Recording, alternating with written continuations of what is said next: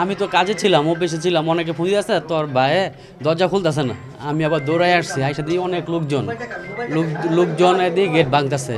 ভাঙার পর দিয়ে ও ঝুলন্ত অবস্থায়, আর ও বিছনার মধ্যে, মা আর ছেলে নাই, খুশি হয়েছে। শিপ্লু ছিল ঝুলন্ত অবস্থা, আমার ছোট ভাই আর ছোট ভাইয়ের বউ আর বাতিজা বিছনার ভিতরে।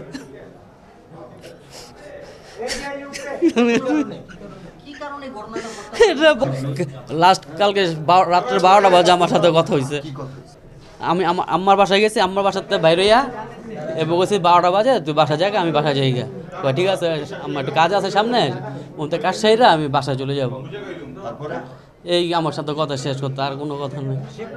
সমিতি তো ওই যে বউবাজার সমিতি আছিল, রমজান মিয়ার এখানে কাজ করতো। ওটা তো আরো 5 বছর 6 বছর আগের ঘটনা। টাকা পাইতাম, আমাকে টাকা দেয় নাই রমজান মিয়া। হেডালিও তো অনেক মিটিং মিছিল হয়েছে, কিন্তু টাকা পয়সা পাইনি। এই ঘটনায় শিবদুরের চাপটা বউ ম্যানেজার আসলো, ও এইসব আমগুলোকে থাকতো সব সময়। আমরা টাকা লেগে অনেকক্ষণ গেছি, অনেক জায়গায় গেছি, টাকা পাইনি। এখন আজকে ও কি বিষয় নিয়ে মারা গেছে আমরা জানি না।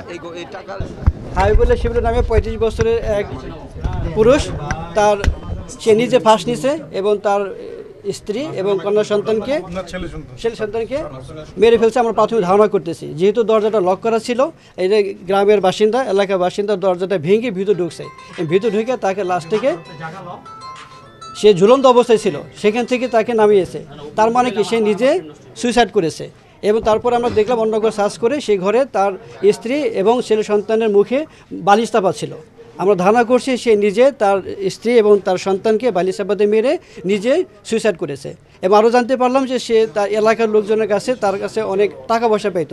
সে আগে রমজান সমিতি নামে একটা সমিতি সদস্য ছিল, করোনার সময় সেই ম্যানেজার ছিল, সেই সমিতিটা বন্ধ হয়ে যায়।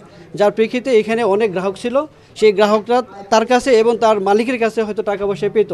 এই যার কারণে, এবং তার কোনো আয় রোজগার, কোনো ইনকাম ছিল না, যার কারণে সে অন্য কোনো উপায় না পেয়ে নিজে আত্মহত্যা করেছে এবং তার স্ত্রী এবং সন্তানকে মেরে ফেলেছে। এটা আমাদের প্রাথমিক ধারণা। তারপর আমরা সুরধার করতেছি, আমরা লাশকে আমরা এখনই পোস্টমর্টমের জন্য আমরা হাসপাতালে প্রেরণ করব। তারপরে বিস্তারিত জানা যাবে আসলে মূল ঘটনা কী ছিল। এই ঘটনায় আসলে আমরা এই যে হাবিবুল্লাহ শিবলুর যে ভাই, তার সাথে কথা বলেছি এবং তার যে শাশুড়ি, তার সাথে কথা বলেছি।